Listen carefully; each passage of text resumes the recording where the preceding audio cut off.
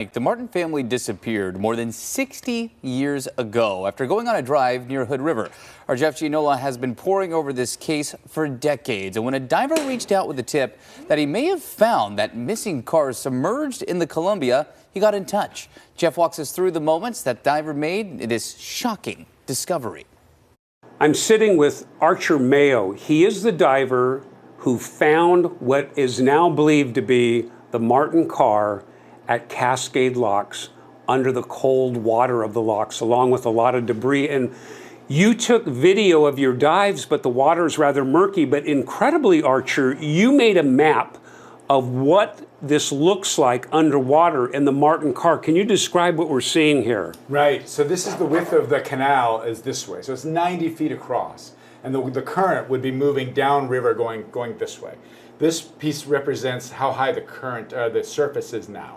So this is 40 feet above what we're calling this is the pit. Now this is a forgotten feature of the Cascade Locks. And you focused your search there for the last 7 years. You said very firmly, that's where I'll find the Martin car. Once I knew about this, Jeff, that's the thing. So I first dove here and I realized that all of the pit was concrete on the bottom except this one spot. And actually it looked like this. When I got to it... That was the amount of debris you encountered? This is the amount of debris that's still mostly in there. So when I saw it, I was like, oh, well, is this a 5-foot depression? Is this to stop? Because the doors used to open and close here. And I thought, well, maybe that depression is just to keep logs from jamming the doors.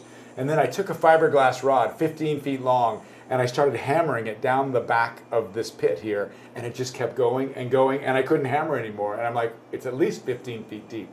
So I went back to the Oregon Historical Society where they have all the photographs of building the canal.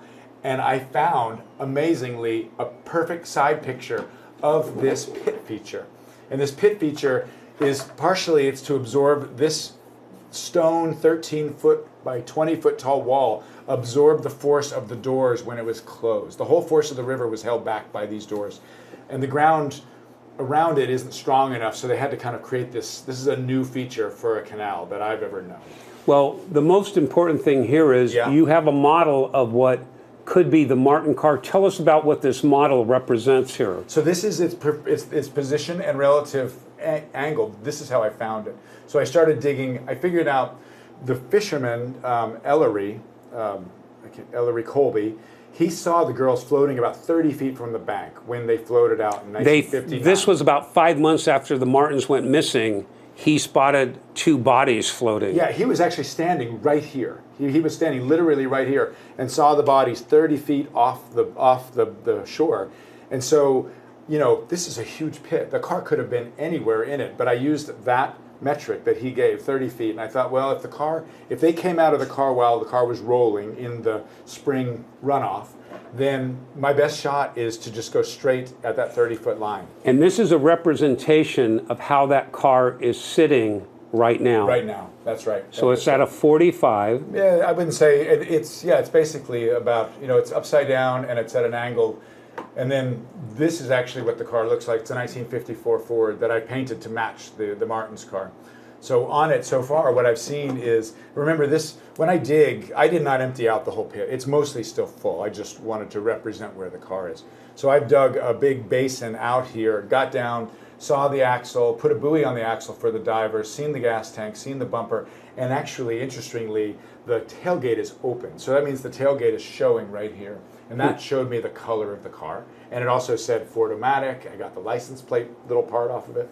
And it was enough information when you gave that to investigators, they say, that pretty much matches the exact vehicle the Martins were driving. That's right. It's a pretty unusual car because, you know, in this car you can see the rear wheels are actually embedded in the body of the car. When that means the axle is narrower than the front. And so it's a pretty narrow axle for a big car. So once I measured that, the second day I went down there, I took a measuring tape and went from the center to the center, and it matched exactly. And then I knew, and then when I saw the body color and the fact that it had a tailgate, right? That means it's a wagon. And then I got the license plate off that it said it was last registered in 1958.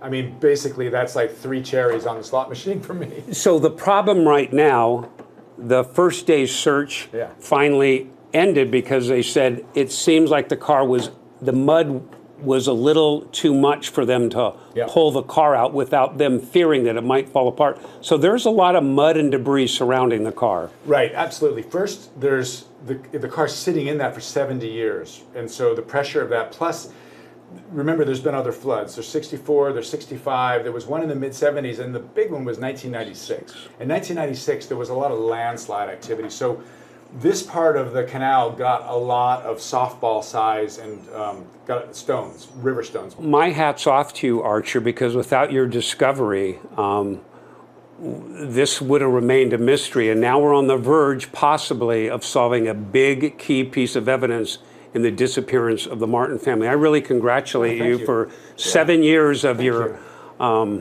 hard work on this and your dedication to finding the Martin family. Yeah, that means a lot coming from you, because I know about this mystery because of you, Jeff.